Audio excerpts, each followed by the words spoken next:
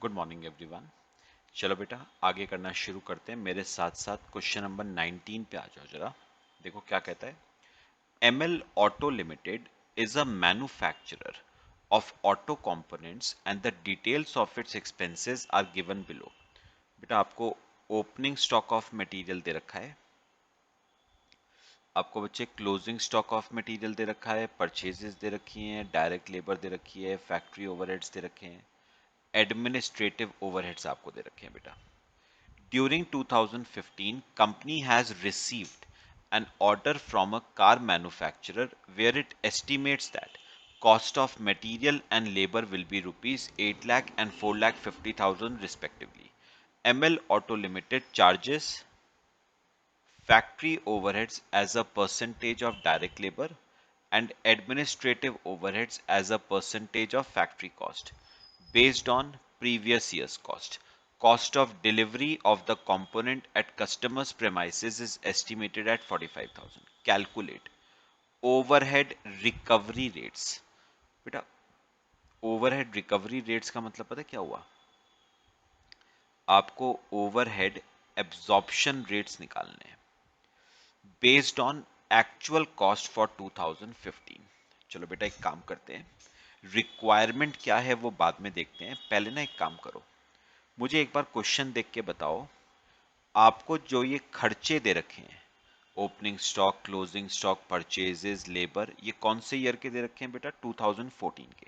सबसे पहला काम क्या करो, एक कॉस्ट शीट बनाओ फॉर द ईयर 2014। बनाओ बेटा मेरे साथ साथ, हेडिंग लिखना, एक कॉस्ट शीट बनाएंगे फॉर द ईयर 2014। एक कॉस्ट शीट बनाएंगे बेटा फॉर द ईयर 2014। चलो आ जाओ मेरे साथ साथ। देखो क्या क्या गिवन था। सबसे पहले opening stock of material given है, ठीक है, 1,50,000 का। इसके अलावा ओपनिंग स्टॉक में क्या ऐड करते थे बेटा? Purchases of material, purchases of material, purchases आपको दे रखी हैं 18,50,000। इसमें आप फिर माइनस करोगे बेटा क्लोजिंग स्टॉक ऑफ मटेरियल। अच्छा, मटेरियल का क्लोजिंग स्टॉक आपको दे रखा है 2 लाख, तो ये आ जाता था बेटा रॉ मटेरियल कंज्यूम्ड।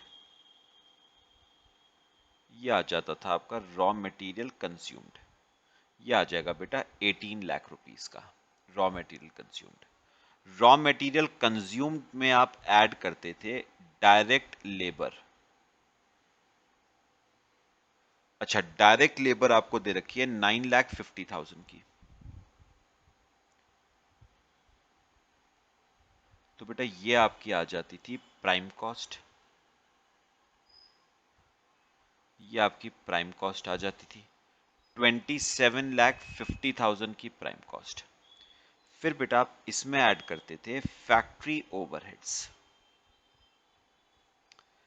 वो आपको दे रखे हैं 3,80,000। तो बेटा ये आपकी आ जाती थी ग्रॉस फैक्ट्री कॉस्ट 31,30,000। बेटा फिर ग्रॉस फैक्ट्री कॉस्ट में ना आप वर्क इन प्रोग्रेस का ओपनिंग ऐड करते थे, क्लोजिंग माइनस करते थे। वर्क इन प्रोग्रेस है नहीं तो यही आ जाएगी नेट फैक्ट्री कॉस्ट। फिर आप ऐड करते थे कुछ खर्चे जैसे research and development, primary packing, administrative overheads related to production. तो इस क्वेश्चन में ना बेटा एडमिनिस्ट्रेटिव ओवरहेड्स दे रखे हैं और मैं उन्हें मान के चल रहा हूं कि they are related to production. तो मैं एडमिनिस्ट्रेटिव ओवरहेड्स को मान के चल रहा हूं, कुछ लिखा हुआ तो है नहीं, तो हम मान के चल रहे हैं they are related to production. 2,50,400 ये आ जाती थी बेटा कॉस्ट ऑफ प्रोडक्शन। सॉल्व करो जरा। 31,30,000, 250,400, 33,80,400, 80,400। ये आपकी बेटा कॉस्ट ऑफ प्रोडक्शन। फिर इसमें फिनिश्ड गुड्स का ओपनिंग ऐड होता था, क्लोजिंग माइनस होता था, या वो है नहीं, तो ये आ जाती थी कॉस्ट ऑफ गुड्स सोल्ड। फिर इसमें ऐड होते थे administrative overheads which are not related to production, है नहीं। सेलिंग ओवरहेड्स ऐड होते थे, 2014 के तो नहीं है, तो ये आ जाती थी बेटा कॉस्ट ऑफ सेल्स। बस यहीं तक बना लो, इसके आगे की मुझे जरूरत नहीं है। और बेटा याद रखना, ये जो मैंने कॉस्ट शीट बनाई है ना बेटा, ये बनाई है पिछले साल की, 2014 की कॉस्ट शीट बनाई है मैंने। अब देखते हैं, पहले कॉपी करो इसे, फिर देखते हैं रिक्वायरमेंट बेटा क्या है मेरी। कॉपी कर लो इसे।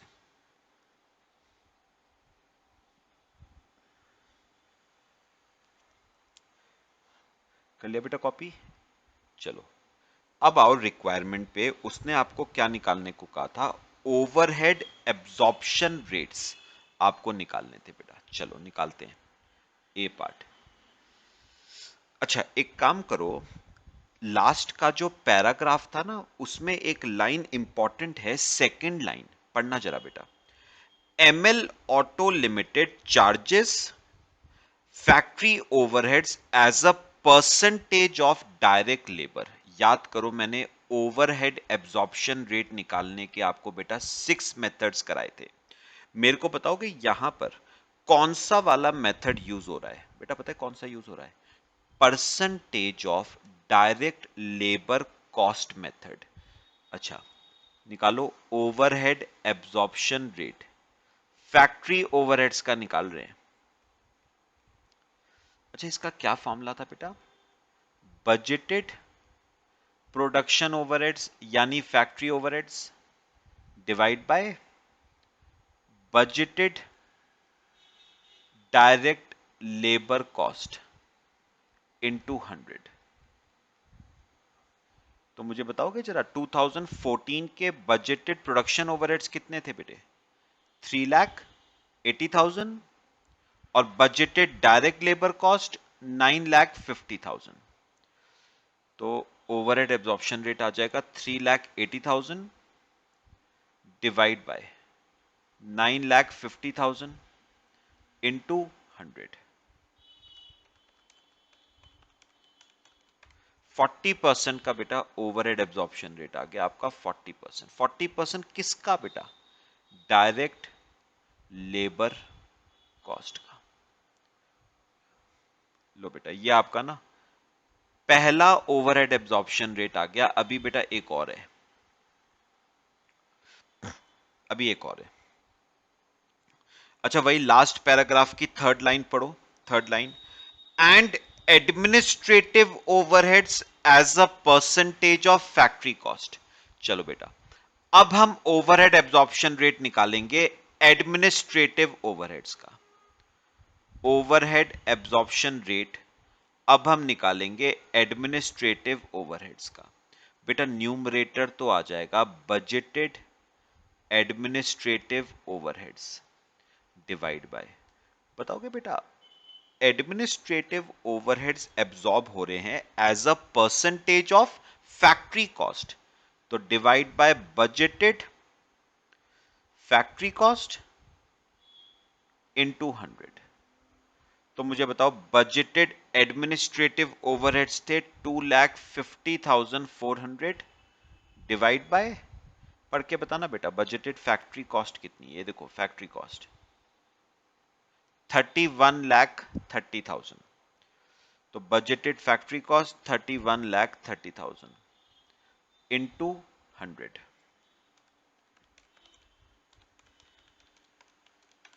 8%। तो एडमिनिस्ट्रेटिव ओवरहेड्स का एब्जॉर्प्शन रेट आ गया 8% ऑफ फैक्ट्री कॉस्ट। लो बेटा ये आपके क्वेश्चन का फर्स्ट पार्ट हो गया जिसमें हमने निकाला है ओवरहेड एब्जॉर्प्शन रेट्स। लो बच्चे कॉपी करो, फिर हम सेकेंड पार्ट पे आते हैं।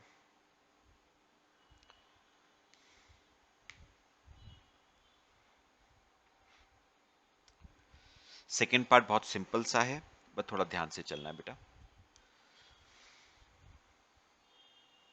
करें बच्चे सेकेंड पार्ट। देखो बेटा उसने सेकंड पार्ट में अगर आप देखो तो उसने सेकंड पार्ट में हमें क्या निकालने को कहा था, उसने कहा था prepare a detailed cost statement, यानी कॉस्ट शीट बनानी है for the order received in 2015। तो अब उसने कहा है सेकंड पार्ट में आपको कॉस्ट शीट बनानी है, लेकिन कौन से साल की? 2015 की।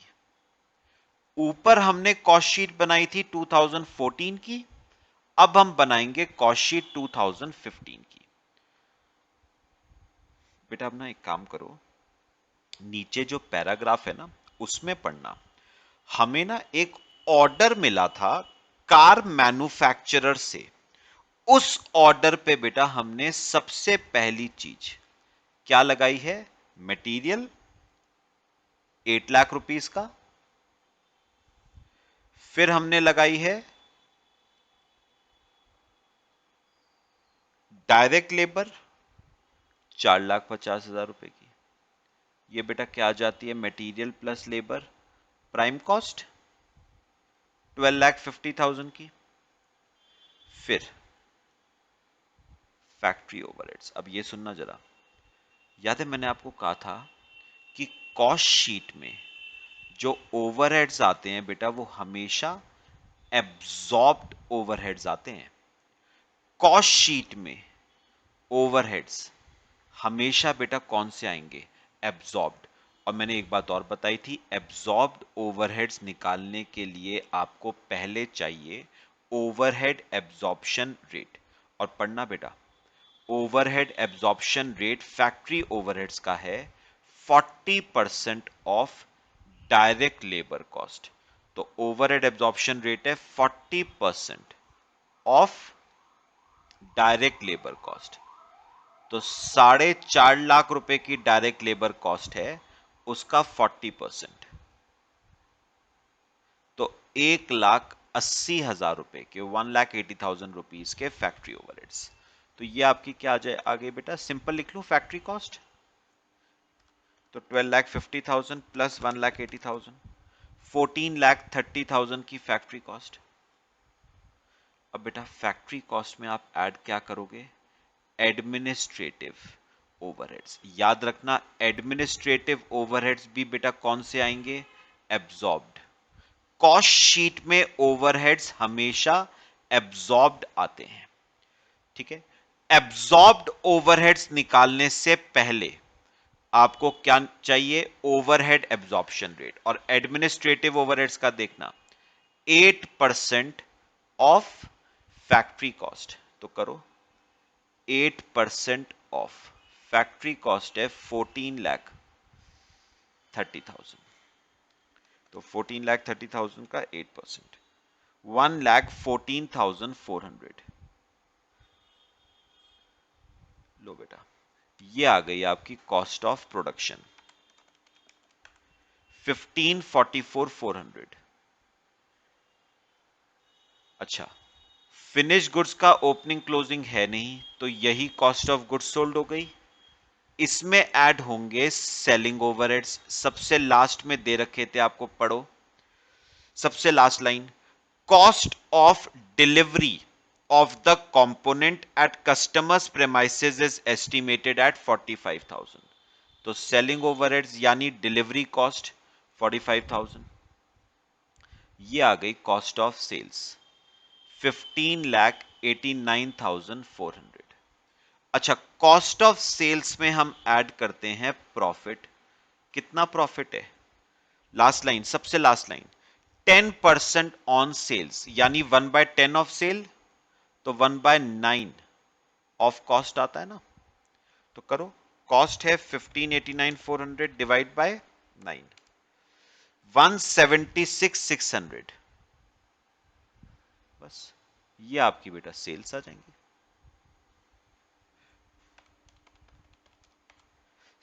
17,66,000। बस ये आपकी कॉस्ट शीट बन गई 2015 की। क्लियर हुआ बेटा? क्वेश्चन एग्जाम का क्वेश्चन था ये आपका। चलो बच्चे कॉपी करो, फिर एक नया टॉपिक आपसे ओवरहेड्स में डिस्कस करना है बेटा। कॉपी कर लो इसे। मेरे ख्याल से क्लियर हुआ सबको।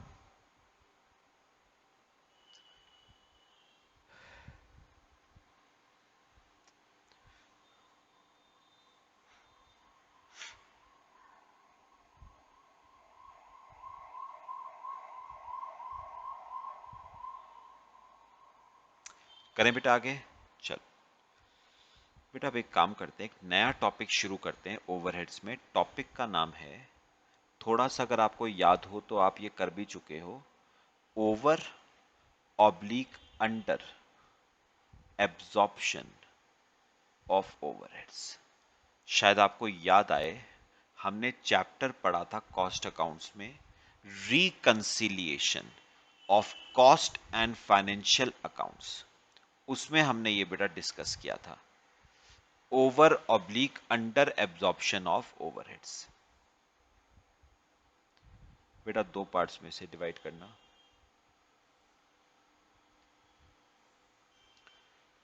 कौन से दो पार्ट हैं? एक है बेटा अंडर एब्जॉर्प्शन ऑफ ओवरहेड्स, और एक है बेटा आपका ओवर एब्जॉर्प्शन ऑफ ओवरहेड्स। तो एक तो है अंडर एब्जॉर्प्शन ऑफ ओवरहेड्स और दूसरा है ओवर एब्जॉर्प्शन ऑफ ओवरहेड्स। बेटा आपको याद है हमने डिस्कस किया था कि, ध्यान से सुनना, आपने डिस्कस किया था कि फाइनेंशियल अकाउंट्स में यानी ट्रेडिंग पीएल में जो ओवरहेड्स आते हैं वो एक्चुअल आते हैं, जबकि कॉस्ट अकाउंट्स में यानी कॉस्ट शीट में जो ओवरहेड्स आते हैं वो एब्जॉर्ब्ड आते हैं। और एक्चुअल और एब्जॉर्ब्ड सेम नहीं होते हैं, उनमें डिफरेंस होता है।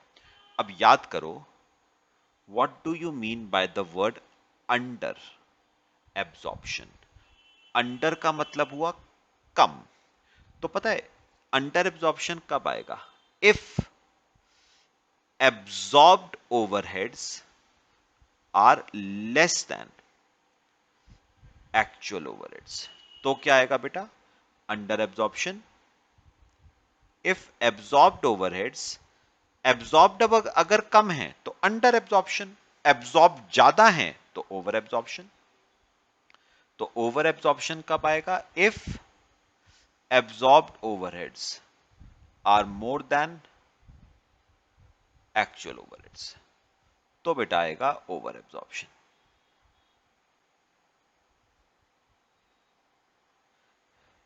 ठीक है बेटा। तो अगर एब्जॉर्ब्ड कम है एक्चुअल के कंपैरिजन में तो अंडर एब्जॉर्प्शन, और अगर एब्जॉर्ब ज्यादा है एक्चुअल के कंपैरिजन में तो ओवर एब्जॉर्प्शन। तो अगर आपके एब्जॉर्ब कम है तो अंडर, एब्जॉर्ब ज्यादा है तो ओवर। समझ आया बेटा? चलो कॉपी करो, पहले यहां तक कॉपी करो फिर आगे की बात करते हैं। तो याद रखना, अगर एब्जॉर्ब कम है एज कंपेयर टू एक्चुअल तो अंडर एब्जॉर्प्शन, अगर एब्जॉर्ब ज्यादा है एज कंपेयर टू एक्चुअल तो ओवर एब्जॉर्प्शन। बेटा फिर ना एक बड़ी इंपॉर्टेंट बात आती है, रीजन। अंडर और ओवर एब्जॉर्प्शन आने के पीछे रीजन क्या है? अंडर और ओवर एब्जॉर्प्शन आने के पीछे बेटा रीजन क्या है?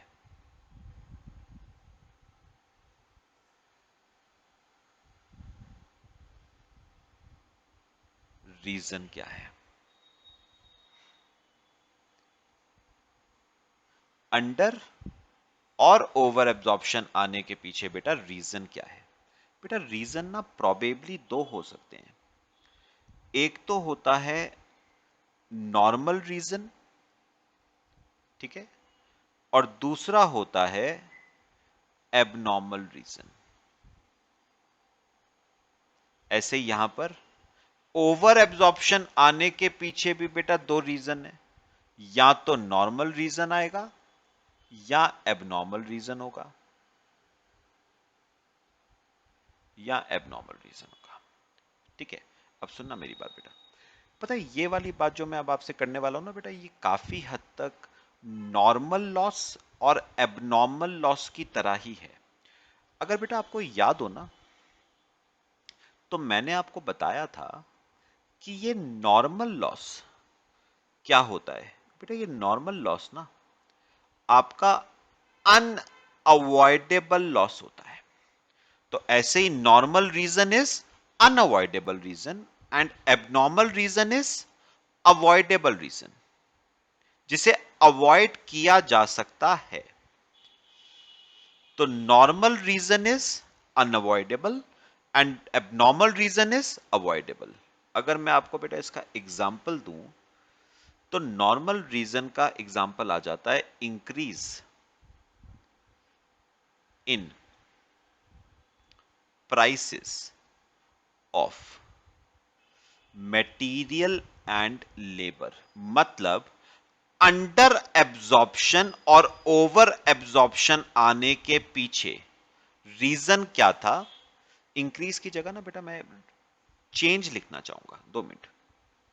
इंक्रीज की जगह मैं चेंज लिख देता हूं आपको।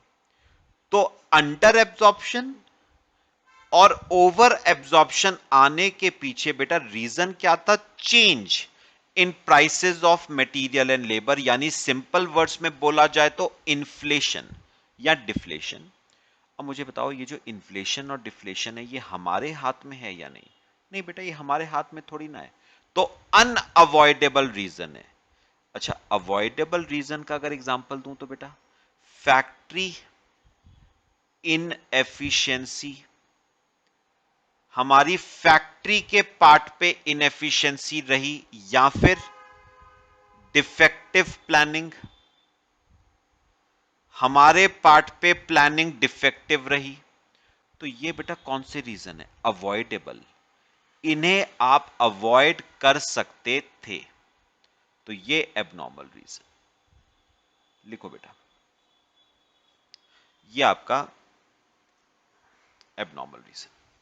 अच्छा याद है आपको कुछ, जो नॉर्मल लॉस था, जो नॉर्मल लॉस था वो बेटा कॉस्ट को क्या करता था, नॉर्मल लॉस कॉस्ट को बढ़ा देता था। याद करो नॉर्मल लॉस आपके प्रोडक्ट की कॉस्ट को बढ़ा देता है, जबकि एबनॉर्मल लॉस कॉस्ट पे इफेक्ट नहीं डालता है, कॉस्ट सेम रहती है बेटा आपकी।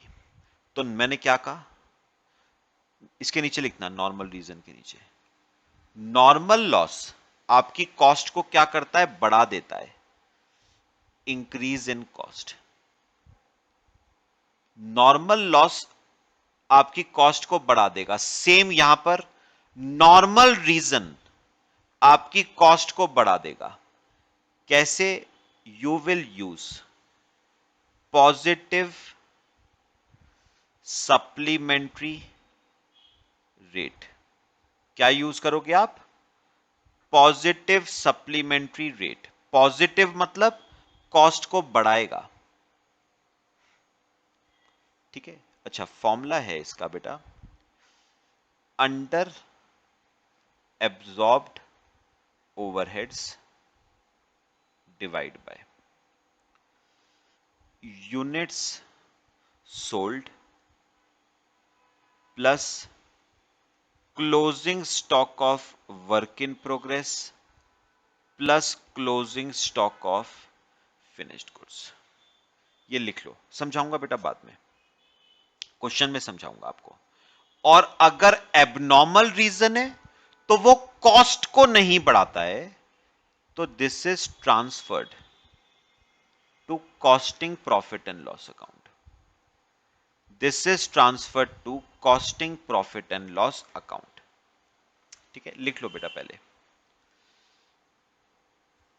Transfer to costing profit and loss account. Copy करो पहले इसे,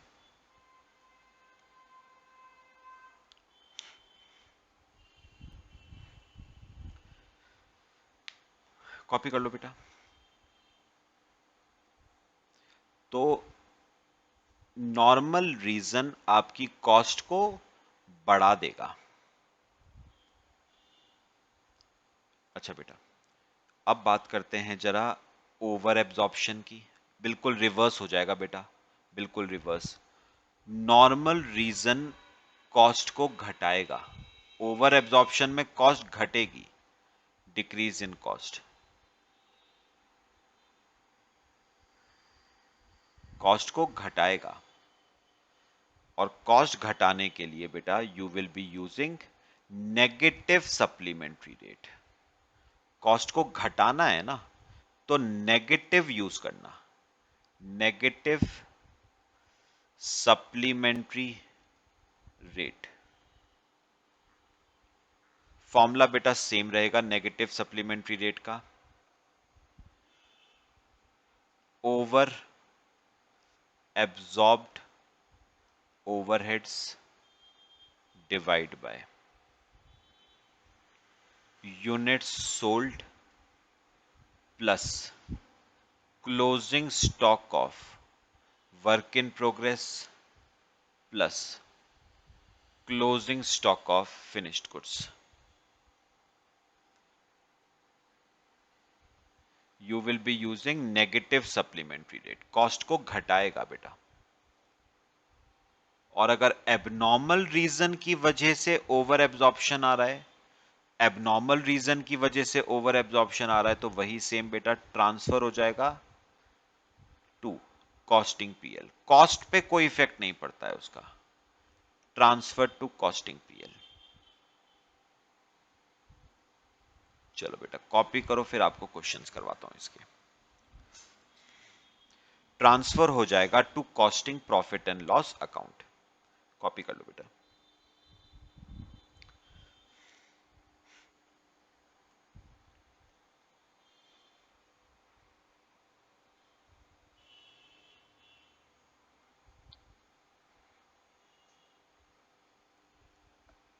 कर लिया बेटा कॉपी? चलो आ जाओ बेटा, क्वेश्चन करेंगे इसका मेरे साथ साथ। क्वेश्चन नंबर 14 पे आ जाओ बेटे। क्वेश्चन नंबर 14 देखो क्या कहता है। Question number 14, in a manufacturing unit factory overheads are recovered. बेटा रिकवर्ड का मतलब होता है absorbed. Factory overheads are absorbed at a predetermined rate. ये आपको बेटा क्या दे रखा है? Overhead absorption rate. कितना कितना दे रखा है ओवरहेड एब्जॉर्प्शन रेट? 25 रुपीज पर मैन डे। तो ओवरहेड एब्जॉर्प्शन रेट आपको दे रखा है 25 रुपीज पर मैन डे। फिर देखो, factory overhead expenses incurred and man days actually worked were 41.5 lakh and 1.5 lakh man days respectively. Out of 40,000 units produced during a period, 30,000 were sold. On analyzing the reasons, it was found that 60% of unabsorbed overheads 60% of unabsorbed overheads were due to defective planning, तो abnormal reason है, and the rest were attributable to increase in overhead cost, मतलब normal reason है. How would unabsorbed overheads be treated in cost accounts? चलो बेटा करना शुरू करेंगे, ध्यान से मेरी बात समझनी है, स्टेप बाय स्टेप चलना है बेटा। देखो क्वेश्चन नंबर 14 बेटा, इसमें ना कुछ स्टेप्स हैं, सीरियल ऑर्डर में चलोगे आप। सबसे पहले आप क्वेश्चन पढ़ोगे और मुझे बताओगे क्या क्वेश्चन में एक्चुअल ओवरहेड्स दे रखे थे? दे रखे थे बेटा। क्वेश्चन की सेकंड लाइन पढ़ना, second line, factory overhead expenses incurred, incurred मतलब एक्चुअल, वर 41.5 लाख रुपीस। तो एक्चुअल ओवरहेड्स आ गए 41,50,000, ये तो हो गए एक्चुअल। अच्छा सेकंड स्टेप, एब्जॉर्ब्ड। अब बेटा एब्जॉर्ब्ड ओवरहेड्स निकालने के लिए ना आपको पहले चाहिए होता है ओवरहेड एब्जॉर्प्शन रेट, और वो आपको दे रखा था 25 रुपीज पर मैन डे। तो एक मैन डे का 25 रुपए, और कितने मैन डेज काम हुआ है थर्ड लाइन में पढ़ो, 1,50,000 मैन डेज काम हुआ है। तो एब्जॉर्ब्ड ओवरहेड्स आपके आ गए 37,50,000। Third step. अब मुझे एक बात बताओ बेटा,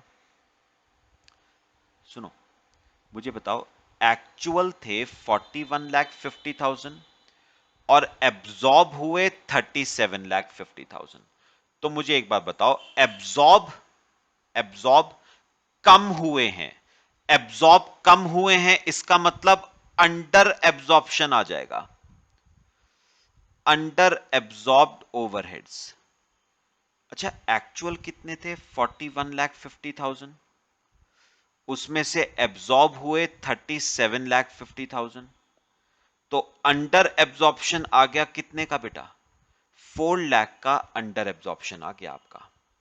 एब्जॉर्ब कम हुए हैं तो अंडर एब्जॉर्प्शन आएगा कितने का, 4 लाख का। ये बेटा आपके ना पहले 3 स्टेप्स हो गए। अब करते हैं 4th स्टेप। ध्यान से सुनना बेटा, 4th स्टेप। बेटा पता है 4th स्टेप क्या आता है, 4th स्टेप आता है रीजन। 4th स्टेप आता है reason for under absorption. Under absorption के पीछे रीजन क्या रहा, रीजन फॉर अंडर एब्जॉर्प्शन। बेटा रीजन ना, मैंने आपको बताया है रीजन बेटा प्रोबेबली 2 हो सकते हैं। कौन कौन से, या तो होगा बेटा नॉर्मल रीजन या होगा एबनॉर्मल रीजन। अब पढ़ो कितना नॉर्मल है कितना एबनॉर्मल है, पढ़ना 4th line. On analyzing the reasons, it was found that 60% of unabsorbed overheads were due to defective planning. Defective planning मतलब क्या हुआ, abnormal reason। तो अंडर एब्जॉर्प्शन 4 लाख का हुआ था, उसका 60%, 2,40,000 रुपए का अंडर एब्जॉर्प्शन एबनॉर्मल रीजन की वजह से है। तो बचा 40%, वो नॉर्मल रीजन की वजह से होगा। 4 लाख का 40%, 1,60,000 नॉर्मल रीजन की वजह से है बेटा। तो इसका मतलब 4 लाख का जो अंडर एब्जॉर्प्शन हुआ है उसमें से 1,60,000 नॉर्मल रीजन की वजह से है और 2,40,000 एबनॉर्मल रीजन की वजह से है। अच्छा एक बात और याद करो, मैंने बताई थी, जो एबनॉर्मल रीजन की वजह से है ना बेटा, वो तो कहां चला जाएगा, वो तो चला जाएगा बेटा costing profit and loss account में। जो किसकी वजह से है, एबनॉर्मल की वजह से। और जो नॉर्मल की वजह से है बेटा वो कॉस्ट को बढ़ा देगा, इंक्रीज इन कॉस्ट। जो नॉर्मल की वजह से है वो कॉस्ट को बढ़ा देगा। जो अंडर एब्जॉर्प्शन नॉर्मल रीजन की वजह से है वो कॉस्ट को बढ़ा देगा। और कैसे बढ़ाएगा, बाय यूजिंग, क्या यूज करोगे, पॉजिटिव सप्लीमेंट्री रेट। कॉपी करो पहले से, कॉपी कर लो बेटा। अच्छा, जो नॉर्मल रीजन की वजह से है वो कॉस्ट को बढ़ाएगा, कैसे, by using positive supplementary rate. अच्छा, फॉर्मूला क्या है पॉजिटिव सप्लीमेंट्री रेट का, under absorbed overheads. Under absorbed कौन से वाले लेना, नॉर्मल रीजन वाले ही लेना, सारे मत ले लेना। 240 तो कॉस्टिंग पीएल में चला गया ना, तो 1,60,000 लेना, नॉर्मल वाले, डिवाइड बाय यूनिट्स। कौन कौन से यूनिट्स थे पहले बताना, यूनिट्स सोल्ड। पढ़ के बताओ third line, out of 40,000 units produced during a period 30,000 were sold. तो 30,000 तो आ गए units sold, plus work in progress कोई नहीं अभी फिलहाल। और बताओ कि 40,000 में से 30,000 बिक गए, तो क्लोजिंग स्टॉक में 10,000 बच गए। तो पॉजिटिव सप्लीमेंट्री रेट आता है 4 रुपीज पर यूनिट। तो बेसिकली बेटा अब करना क्या है, हमें कॉस्ट को बढ़ाना है। कॉस्ट को बढ़ाना है। 1 यूनिट की कॉस्ट को 4 रुपए से बढ़ाना है, 1 यूनिट की कॉस्ट को 4 रुपए से। तो बताओगे बेटा कॉस्ट ऑफ सेल्स कितने से बढ़ेगी? यूनिट सोल्ड थे 30,000, 1 यूनिट बढ़ेगा 4 रुपए से तो 30,000 यूनिट, 1,20,000 से तो कॉस्ट ऑफ सेल्स बढ़ गई। और फिनिश्ड गुड्स का क्लोजिंग स्टॉक कितने रुपए से बढ़ेगा? 10,000 यूनिट है, 1 यूनिट 4 रुपए से तो 10,000 यूनिट, 40,000 रुपए से closing stock of finish goods भी बढ़ गए। बस बेटा ये आपका ट्रीटमेंट हो गया ओवर और अंडर एब्जॉर्प्शन का।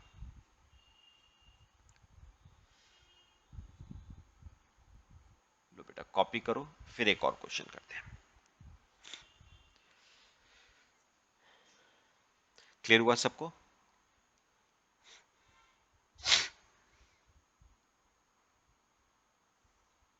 कॉपी कर लो बेटा।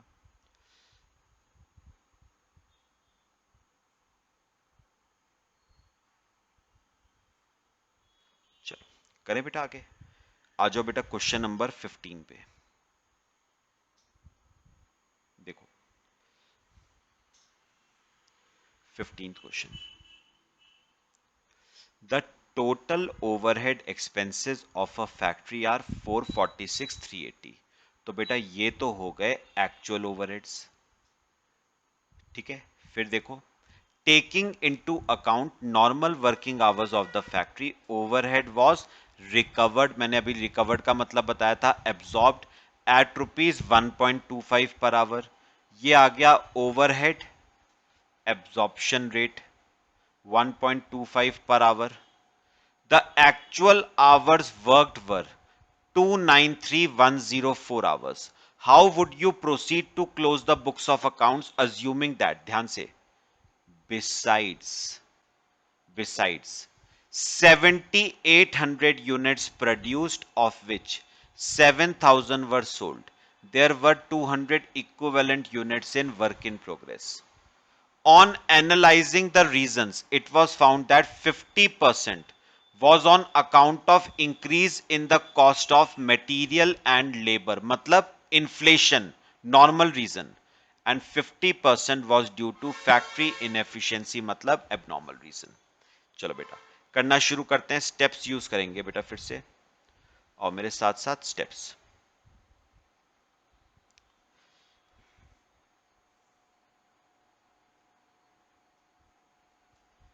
पहला स्टेप, पहले हमें क्या चाहिए बेटा? Actual overheads. अच्छा वो तो खैर क्वेश्चन में फर्स्ट लाइन में ही दे रखे थे 446,380। फिर हमें चाहिए एब्जॉर्ब्ड ओवरहेड्स। याद करो मैंने क्या कहा था, एब्जॉर्ब्ड ओवरहेड्स निकालने से पहले आपको निकालना पड़ेगा ओवरहेड एब्जॉर्प्शन रेट, दे रखा था 1.25 पर आवर, एक आवर का 1.25, तो कितने आवर्स काम हुआ? 293,104 आवर्स काम हुआ। तो देखो एब्जॉर्ब्ड ओवरहेड्स 293,104 इंटू 1.25, 366,380, ये आपके एब्जॉर्ब्ड आ गए। अब मुझे बताओ अंडर एब्जॉर्प्शन आ रहा है या ओवर एब्जॉर्प्शन? तो एब्जॉर्ब्ड कम है एज कंपेयर टू एक्चुअल, तो फिर से अंडर एब्जॉर्प्शन आएगा। तो निकालो अंडर एब्जॉर्ब्ड ओवरहेड्स। एक्चुअल थे 446,380, एब्जॉर्ब हुए 366,380, तो अंडर एब्जॉर्प्शन आ गया ₹80,000 का। तो अंडर एब्जॉर्प्शन आपका आ गया ₹80,000 का। लो बेटा कॉपी करो यहां तक, फिर आगे चलते हैं। अच्छा फिर बेटा इसके बाद हमारा अगला स्टेप क्या होता था बेटा? अगला स्टेप हमारा रीजन होता था ना, अंडर एब्जॉर्प्शन क्यों आया, रीजन क्या है उसके पीछे? तो रीजन तो बेटा प्रोबेबली दो हो सकते हैं, या तो नॉर्मल रीजन होगा या आपका एबनॉर्मल रीजन होगा। अब मुझे एक बात का जवाब देना, कितना percent under absorption normal reason की वजह से आया? 50% नॉर्मल रीजन की वजह से आया, तो 80,000 रुपए का 50%, 40,000 नॉर्मल रीजन की वजह से, और बचा हुआ 50% एबनॉर्मल रीजन की वजह से, यानी 40,000। ठीक है। अच्छा, अब एक बात बताओ, जो एबनॉर्मल की वजह से आया अंडर एब्जॉर्प्शन, वो तो कहां जाएगा बेटा? वो तो जाएगा कॉस्टिंग पीएल में, वो तो चला जाएगा कॉस्टिंग पीएल में। ठीक है। और जो नॉर्मल की वजह से आया वो बेटा कॉस्ट को क्या करेगा? बढ़ा देगा कॉस्ट को। क्या यूज करोगे? Positive supplementary rate. क्या फॉर्मूला है? अंडर एब्जॉर्ब्ड ओवरहेड्स 40,000, जितने नॉर्मल रीजन की वजह से आए 40,000, डिवाइड बाय, ये देखना बेटा, ये देखना इंपॉर्टेंट है। मुझे सबसे पहले यूनिट्स चाहिए, यूनिट्स सोल्ड। ध्यान से बेटा, पहले ध्यान से थर्ड लाइन पढ़ो, थर्ड लाइन। उसने कहा that besides 7,800 units produced of which 7,000 were sold, तो यूनिट सोल्ड 7,000। अब बताओ वर्क इन प्रोग्रेस के कितने यूनिट्स हैं? दे रखे हैं 200 प्लस। अब ये सुनना, अब मुझे चाहिए फिनिश्ड गुड्स के क्लोजिंग स्टॉक के यूनिट्स। कोई बताएगा कितने आएंगे बेटा? उसने कहा था besides 7,800 there were 200 units in work in progress. इसका मतलब ये 200 यूनिट्स वर्क इन प्रोग्रेस के 7,800 के अलावा हैं, बिसाइड्स, यानी टोटल 8,000 यूनिट है बेटा, जिसमें से 7,000 बिक गए, 200 वर्क इन प्रोग्रेस में है और 800 का क्लोजिंग स्टॉक। तो एक यूनिट की कॉस्ट को कितने रुपए से बढ़ाओगे बेटा? 5 रुपए से बढ़ाओगे। चलो बढ़ाओ। सबसे पहले कॉस्ट ऑफ सेल्स को बढ़ाओ। एक यूनिट की कॉस्ट को 5 रुपए, तो 7,000 यूनिट्स की कॉस्ट को 35,000 रुपीज से। फिर closing stock of work in progress को बढ़ाओ, एक यूनिट को 5 रुपए से, तो 200 यूनिट को 1,000 रुपए से। फिर closing stock of finished goods को बढ़ाओ, एक यूनिट की कॉस्ट को 5 रुपए से, तो 800 यूनिट्स की कॉस्ट को 4,000 रुपए से। लो बेटा, ये आपका क्वेश्चन कंप्लीट हो गया। तो मैंने कॉस्ट ऑफ सेल्स की कॉस्ट को बढ़ा दिया, वर्क इन प्रोग्रेस की कॉस्ट को बढ़ा दिया, और फिनिश गुड्स के क्लोजिंग स्टॉक की कॉस्ट को बढ़ा दिया।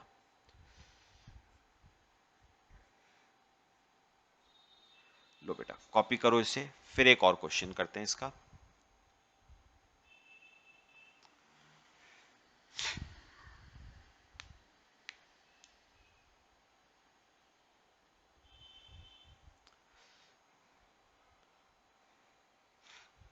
करें बेटा क्वेश्चन? चलो आ जाओ मेरे साथ साथ। क्वेश्चन नंबर 16 देखो। Question number 16, x limited recovers overheads eight a predetermined rate. मतलब बेटा ओवरहेड एब्जॉर्प्शन रेट दे रखा है आपको, कितना? 50 rupees per man day. Factory overhead incurred and man days actually worked were 79 lakh and 1.5 lakh man days respectively. During the period, 30,000 units were sold. At the end of the period, 5,000 completed units matlab finished goods was held in stock, but there was no opening stock of finished goods. Similarly, there was no stock of incomplete units at the beginning of the year, but at the end of the period there were 10,000 incomplete units, मतलब work in progress के units, which may be treated as 50% complete. बेटा इस बात पे ध्यान देना जरा, which may be treated as 50% complete. फिर देखो, on analyzing the reasons it was found that 60% was due to defective planning and balance was attributable to increase in overhead cost. How would unabsorbed overheads be treated in cost accounts? चलो आ जाओ मेरे साथ साथ। Question number 16।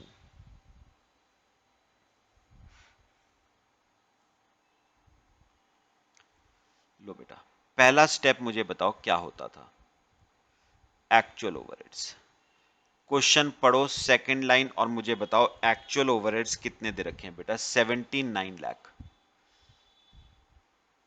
ठीक है। Second हमारा बताओ क्या होता था स्टेप।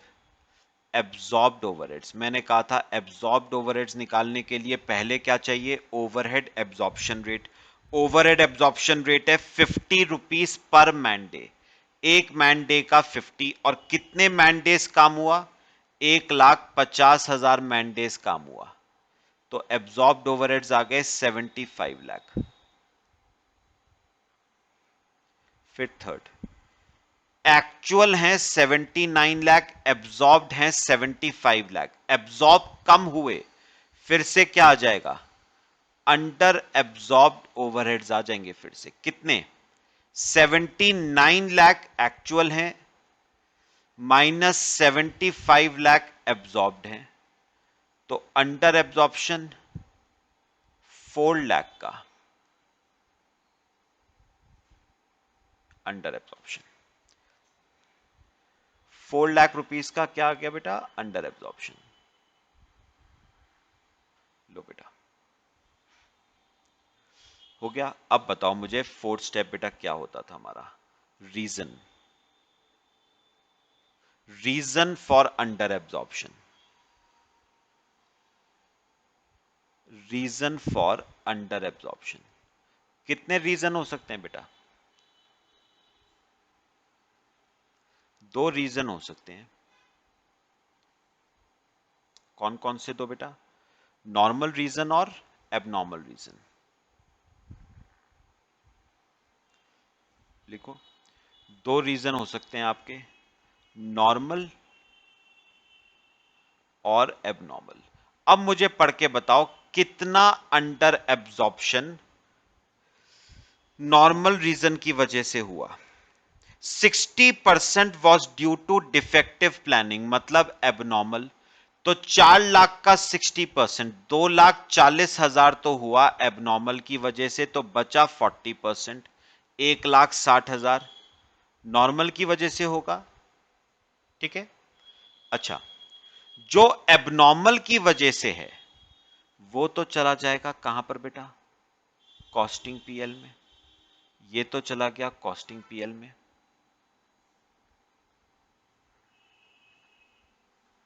ये तो कॉस्टिंग पीएल में चला गया। और जो नॉर्मल की वजह से है वो कॉस्ट को बढ़ा देगा। क्या यूज करोगे, पॉजिटिव सप्लीमेंट्री रेट करो ध्यान से बेटा। Under absorbed overheads 1,60,000 divide by unit sold बताना 30,000। अच्छा, closing stock of finished goods 5,000। Closing stock of work in progress, इसमें ध्यान देना, वर्क इन प्रोग्रेस के क्लोजिंग स्टॉक में 10,000 यूनिट हैं और वो 50% कंप्लीट है। याद करो प्रोसेस कॉस्टिंग, मैंने क्या कहा था, हम इनकंप्लीट यूनिट्स को कन्वर्ट करते हैं इनटू इक्विवेलेंट कंप्लीटेड यूनिट्स। कैसे, by multiplying with degree of completion. तो 10,000 इनकंप्लीट यूनिट्स थे, मल्टीप्लाई कर दो डिग्री ऑफ कंप्लीशन से, 5,000 कंप्लीटेड यूनिट्स कहोगे। तो एक यूनिट की कॉस्ट को 4 रुपए से बढ़ाना है बेटा। ठीक है, चलो बढ़ाओ। सबसे पहले कॉस्ट ऑफ सेल्स को बढ़ाओ। एक यूनिट की कॉस्ट को 4 रुपए से, तो यूनिट सोल्ड हैं 30,000, तो कॉस्ट ऑफ सेल्स बढ़ जाएगी 1,20,000 से। फिर बढ़ाओ closing stock of finished goods को, एक यूनिट की कॉस्ट को 4 रुपए से, तो 5,000 यूनिट्स की कॉस्ट को 20,000 रुपए से। फिर बढ़ाओ closing stock of work in progress को, एक यूनिट की कॉस्ट को 4 रुपए से, तो 5,000 यूनिट्स की कॉस्ट को 20,000 रुपए से। लो बेटा, ये आपका हो गया क्वेश्चन कंप्लीट। तो छोटा सा हमारा टॉपिक था,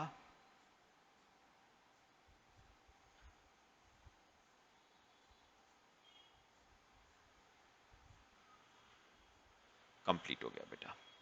चलो बेटे कॉपी करो, बाकी नेक्स्ट क्लास में डिस्कस करेंगे। अच्छा वैसे ना ओवर एब्जॉर्प्शन का कोई केस हमारा ऐसा कवर नहीं हुआ, लेकिन रिवर्स कर देना ना, अगर ओवर एब्जॉर्प्शन होगा तो नेगेटिव सप्लीमेंट्री रेट होगा, निकलना वैसे ही है। नेगेटिव सप्लीमेंट्री के केस में कॉस्ट को बढ़ाओगे नहीं, कॉस्ट को घटाओगे। चलो बच्चे बाकी हम नेक्स्ट क्लास में डिस्कस करते हैं। Till then